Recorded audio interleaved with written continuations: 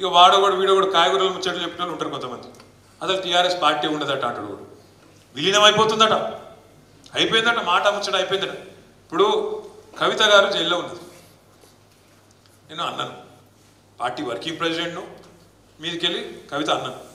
మరి నేను పోయి ఢిల్లీలో లాయర్లను కలవద్దా, బెయిల్ ముచ్చట మాట్లాడద్దా, అవసరమైతే 4 రోజులు ఉండి ఏమవుతుందో విచారించొద్దా, అమ్మాయిని కలిసి ధైర్యం చెప్పొద్దా? గా పని మీద నేను పోతేనట వీడు బీజేపీలో కాలు మొక్కిండు, సీక్రెట్లో బేరం చేసుకున్నాడు. మాకేం కర్మ?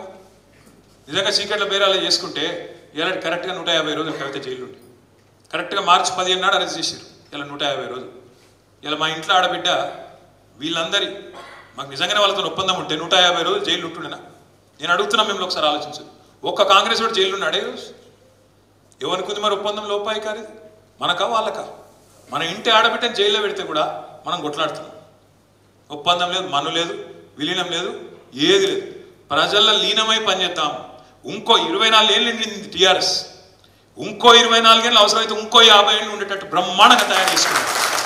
అడ్డమైన ప్రచారాలు, మనం మాయమైపోవాలని కోరుకుంటే వాళ్ళు చాలా మంది ఉన్నారు మార్కెట్లో. కేసీఆర్ పార్టీ పెట్టిన మొదటి రోజు నుంచి ఈ పార్టీ ఉండద్దు అని కోరుకున్న వాళ్ళు 7 మంది ఉన్నారు.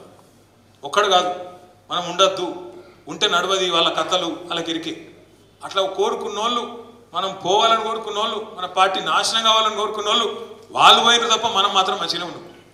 2 ఎలక్షన్లు తెలంగాణ వచ్చినాక మననే గెలిపించారు ప్రజలు. ప్రజలకు మనం రుణపడి ఉండాలి. 10 ఏళ్ళు మనకు అవకాశం ఇచ్చింది. వాళ్ళకు రుణపడి ఉండాలి, వాళ్ళ రుణం తీర్చుకోవాలి. రుణం తీర్చుకోవాలంటే తప్పకుండా ప్రతిపక్షంలో ఉన్న వాళ్ళకి సేవ చేస్తూనే ఉండాలి, ప్రజల తరఫున కొట్లాడుతూనే ఉండాలి.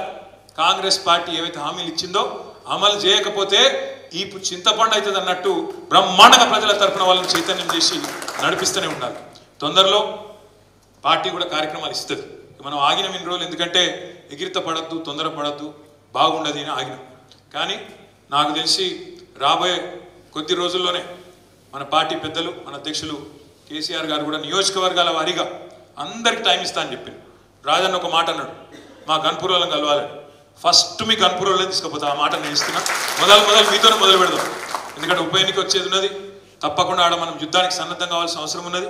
రాజేశ్వర రెడ్డి గారితో, రాజన్నతో నా రిక్వెస్ట్, మీరు అందరినీ తీసుకొని రండి. ముఖ్య నాయకులను ఒక 500-600 మంది అయినా సరే, 1000 మంది అయినా సరే, మీకు దగ్గరనే ఉంటుంది.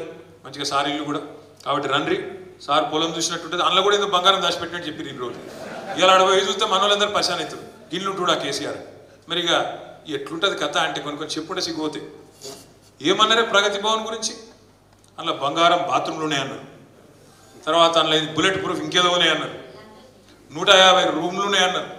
నేను మొన్న బట్టి గారిని అడిగిన, అలానే ఉంటాడు ఆయన. అన్న మరి ఎన్ని రూమ్లు ఉన్నాయి, జర చూపెట్టకపోయినావు ఒకసారి అందరిని విషయాన్ని అడిగిన. ఏహే అని అవుతుంది. బంగారు బాత్రూమ్లు ఏడునే చూపెట్టకపోయినావు అన్న నేను అసెంబ్లీలో అడిగిన.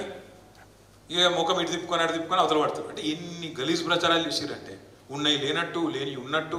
ఒక్కటి కాదు, మా చెల్లె చెప్తుంది లంక బిందెలని.